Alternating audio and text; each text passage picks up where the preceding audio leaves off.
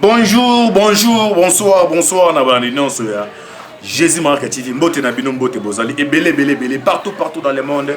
Vous avez l'anabiso par la internaute. On a niveau États-Unis, Namoni, Pasteur César Mwanga, Antiba Ozo, c'est la bonne fête, Naï.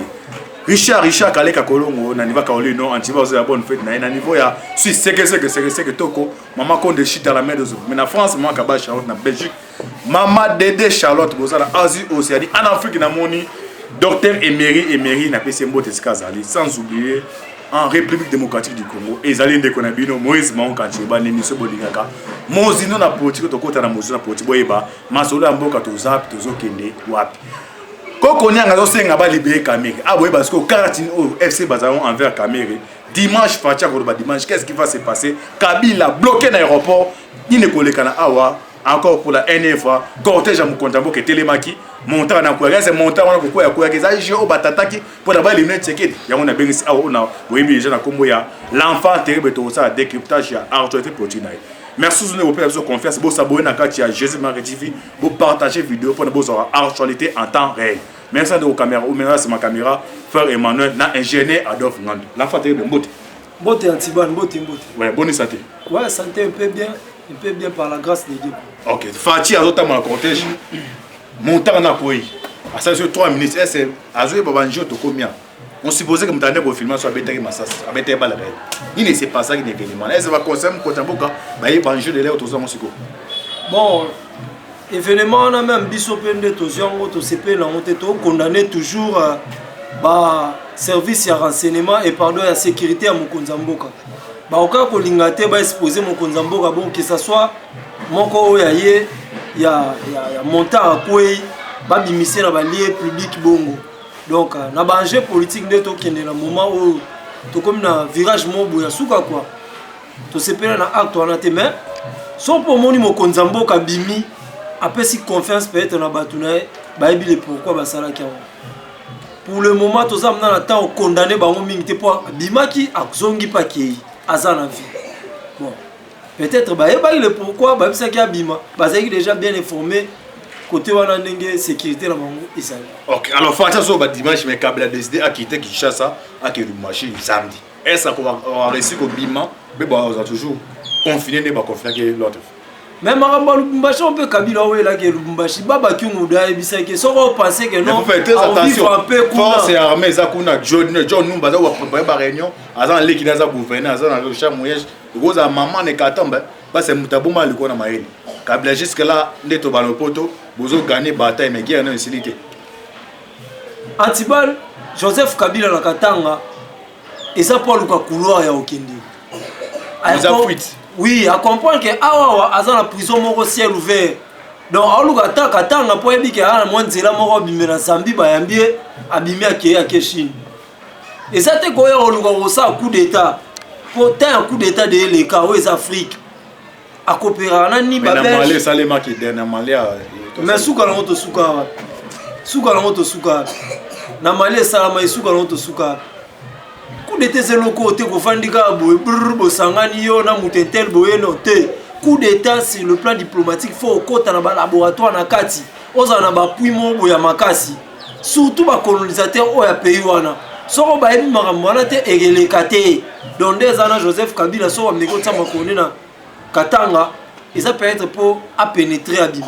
Mais le couteau m'a bêté dans l'intimité au Kende papa François Bialba Ozala a fava nano a. OK, consultation en cours.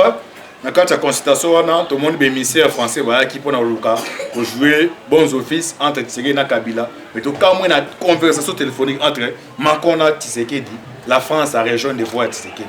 Alors ils ont échec diplomatique au Kabila bien de pas dépasser ba mbongo tout le monde appelle ça ba RFI ba chaîne internationale. Et ça chef lobbying extérieur international Fati a écrasé au comment. Et ça chef diplomatique pourquoi papa tient pas le bango à redépasser bon ici là et le ba réalité comme monde. En plus les deux soko Macron comité na niveau urbain bongo c'est parce que Mokonzambo a considéré être ba misère ne Moramba ki nango bazaki milliers alors na celle on ba émission na MC bato bazaki milliers. Comment nous les Congolais toujours qu'à la France on a un pays où asimbi bango a gérer ndeni sasuye wana 3 mandats OK na Côte d'Ivoire même où est pays to simba mi na Belgique na États-Unis d'Amérique ya France pardon aux gendarmes et Afrique na niveau ya communauté internationale tu veux biso maram na biso etali yote mais chance ayo comprendre pour Tshisekedi dans 8 ans on convoque Macron à talisser la réalité à comprendre. Alors tout le monde a général a mis tango fort yim tazo ni mon renseignement Tshisekedi a bien ça qui na Kinshasa ni to ba fréquence ya ba soda tout ils a supervisé na collaboration entre amis Sina François Bé vous expliquer ba ils a dit à quoi le connaît ça fréquence il y a renseignement militaire ou les a quand même en général ils a sous la supervision il y a CNS au Conseil national de sécurité dirigé par François Bé ils a dit à quoi mais tout à fait normal armée na biso za qui infiltré il y a des Rwandais na kati ya armée au Saranate moi ce que na armée na biso o ra ba komba ba Rugurigi Raga do ba kombo mo boyo ko buko minu pena na munoko po mona ke ba Ugandais ba Rwandais donc tala batonda na armée Delphin Kayimbe akei place à Delphin Kayimbe ona ya renseignement ona tango fort azu place à renseignement moi na mboka maintenant esenga quoi comme réforme mon ça mana armée tous la confiance pena 100% armée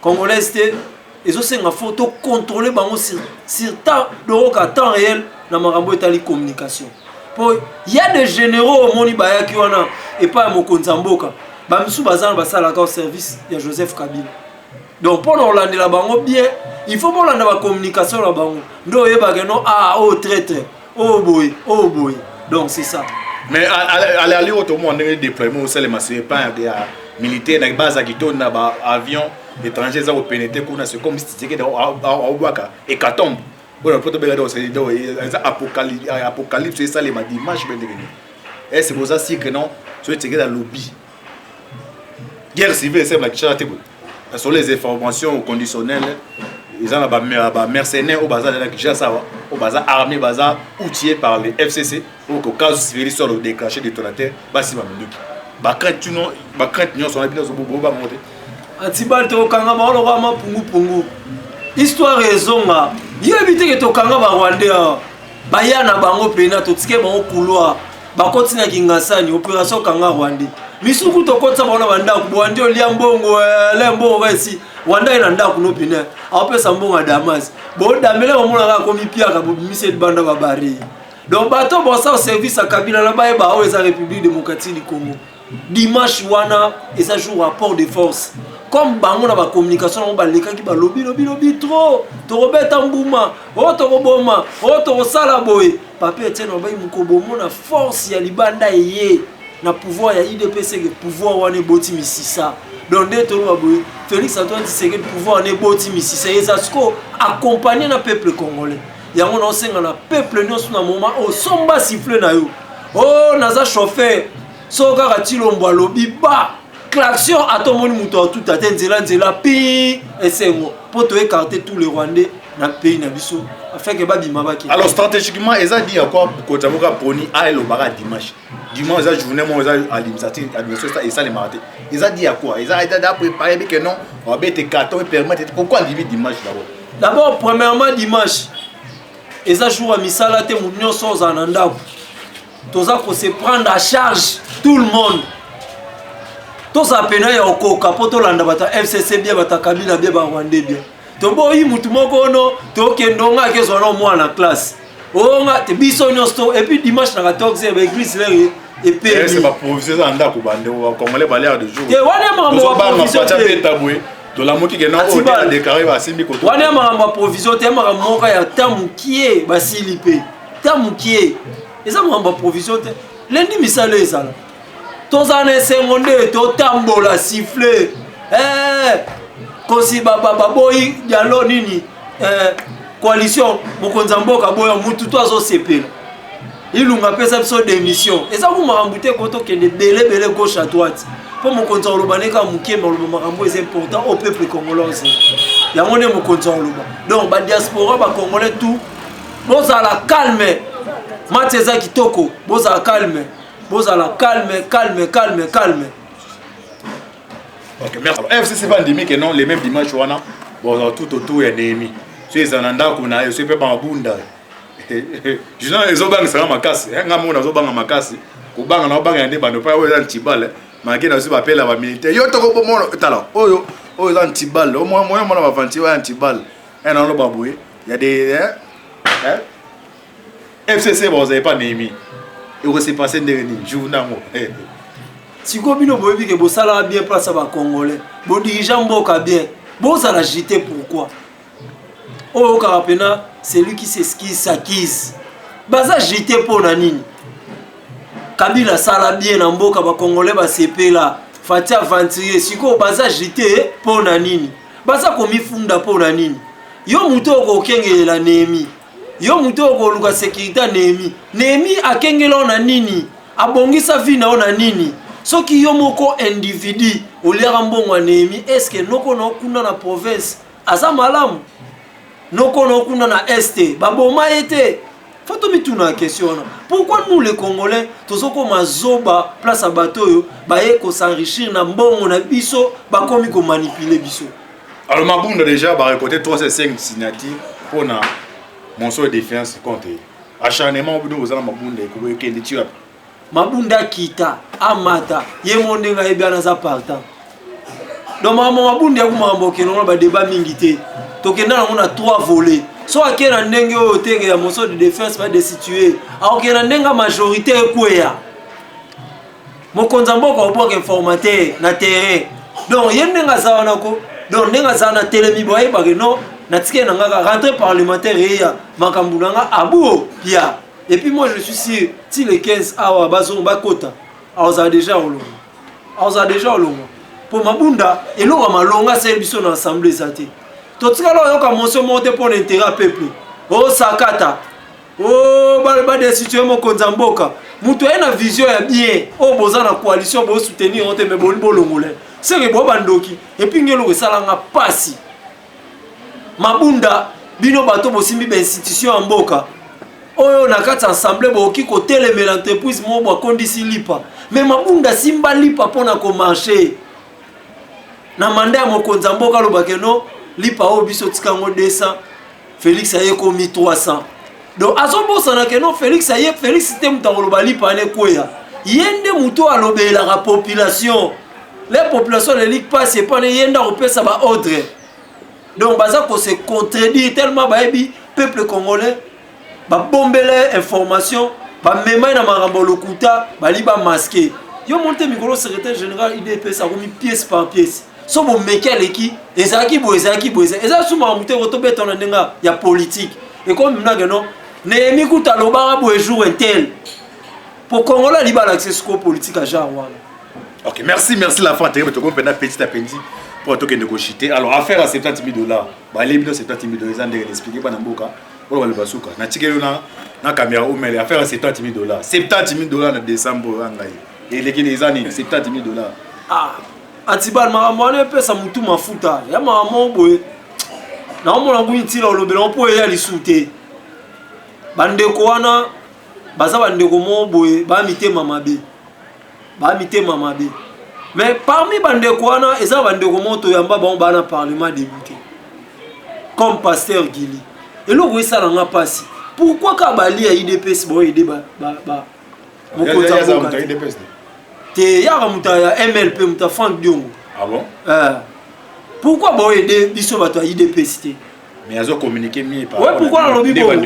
Non, ya na ça no émission mon boy Antibal. Sylvain Mutombo, vice ministre ya défense auprès des chefs de l'État.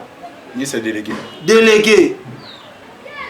Marché ya Gambela, eza na ndako mon boy na ya ancien combattant za wana oyoyo, yende mtasimba administration.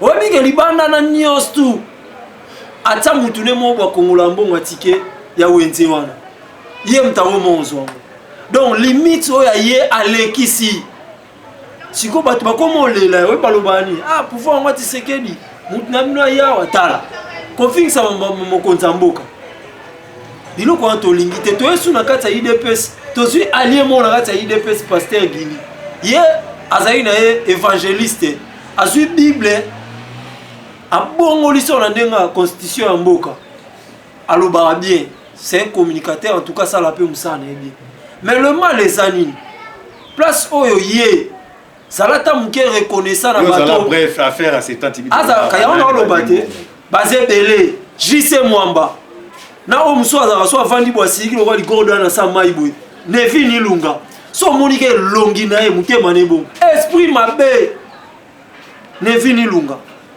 Morino ve moi boire bambaso kuna na Sainte-Thérèse Morino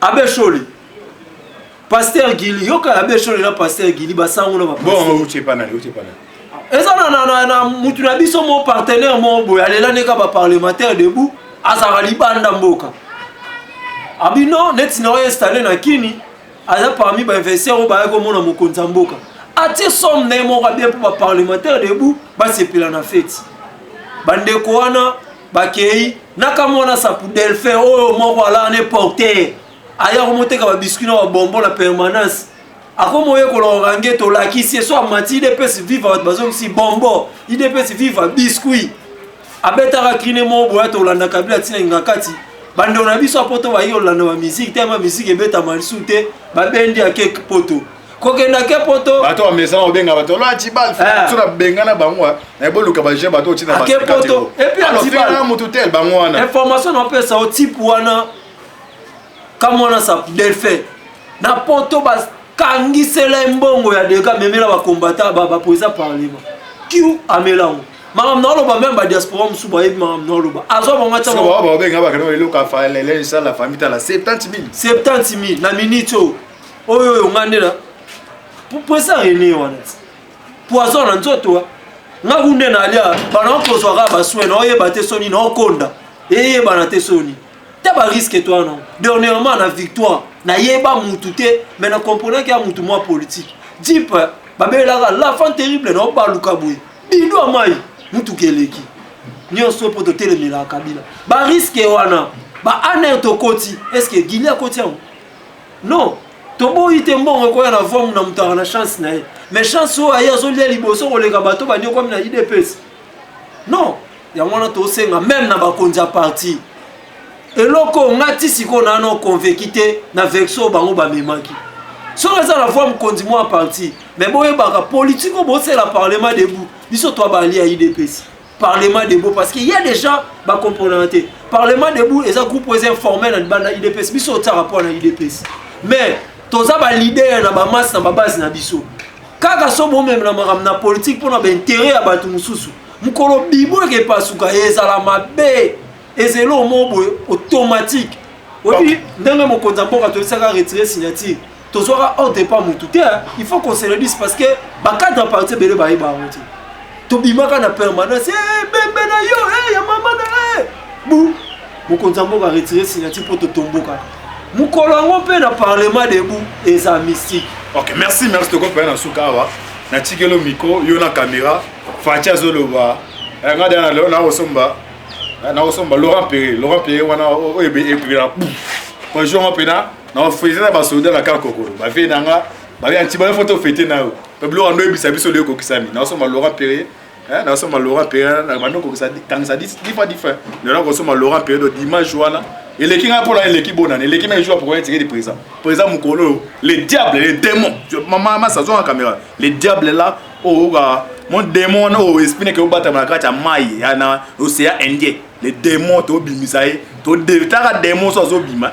Austika va décaler dimanche, tous les bakomomans, aux alibanda, à tout le monde appartenance. Aux amutala, muka mutu appartient, aux azakomomans, tu andoles la ane de bande que non. Tu sais que Azamon a mboka mais l'autre zo ba il est pas azalika accord on a diable alors pour l'instant le diable est toujours défenestré toujours benga na milu muna dimanche to yo zali kongo man ozali bana mboka ozakata mboka to za la même morale ozana siffler ozana banjungu do jour ba sentir penda que no ba kende wa ko santete na bana bango tozo landa penda awa franchir bakangalo tala caméra na tikelo chité. Merci Antibal bande on annonce ba diaspora en tout cas na pesi bino mbote place Bozali. Mokonza mboka alaka ibino na kei na kozonga pona pesa bino suite ya makambo na osala makambuni ya ndo osala ezaki makambo ya consultation to yebisa ibino mo consultation eza différent na mo o balobi keno coalition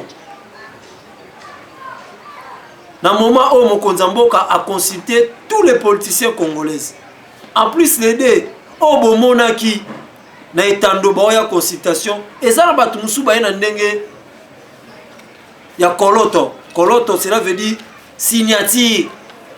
Ba signer ba mémorandum na bango ba koti ici pour na ondima consultation idée ya mokonza mboka. Na yango wana mokonza mboka dimanche 14h ezo salama na Moi pour communauté internationale amona pena de quoi peuple congolais abanda ozela libala esa nini ekufa. Yango ngai l'enfant terrible nazo senga na bino bande onanga tout ya ba diaspora landi vous dire saliebo motema mama Corny beta siffler na poto mundele soye bise marambo etali ote ya marambo ya ba congolais partout ba chauffeur nyonso o ya molar ya bandal donc ozelaka to mona mutu bosa mutu ka po beta klaxon adie Joseph Kabila. Donc biso tout obima na balabala to ko sepela coalition sani ne kufe zaki libala oyo moi sambal babalani mabota raté.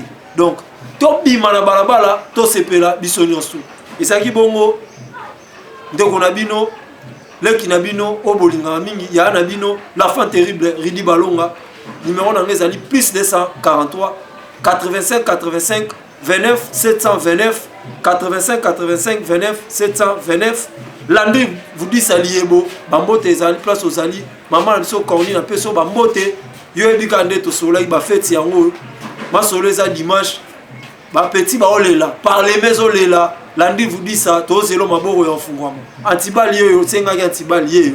OK, merci j'espère que tu commis na souka émission na biso mozino na politique bo saboye na kata chaîne bo pesa biso confiance eza toujours de konabino mozi manque antibal moi au bangelo monter maman bien na so bangelo aux antibal au mon antibal les azawa kanya maïma et bienvenue baba les aéroport anti merci sur le caméraman c'est ma caméra frère Emmanuel mais toujours kebisa ba chaîne bazo baba image ya Jésus miracle merci l'ingénieur Adolphe Ngando okaza pasteur na pese mbote sikazali merci na payer la fa terrible ezambali boso ma soukate jampa la bino affaire à soupe to prier ma casse pour la RDC pasteur libéré bandimi jour na église on dépasser to bisama église pas bolingi ko mabonja badi ko senga so azos so ebo sikizana na za chrétien na dimi mbesa pour prendre ndenga bete so déjà aux une première mabonja ezala carte fati libéré bandimi bazongeza message politique oyebi te koya ekoza pe na journée moko bato préparer ki to bato bazonga pa na ndako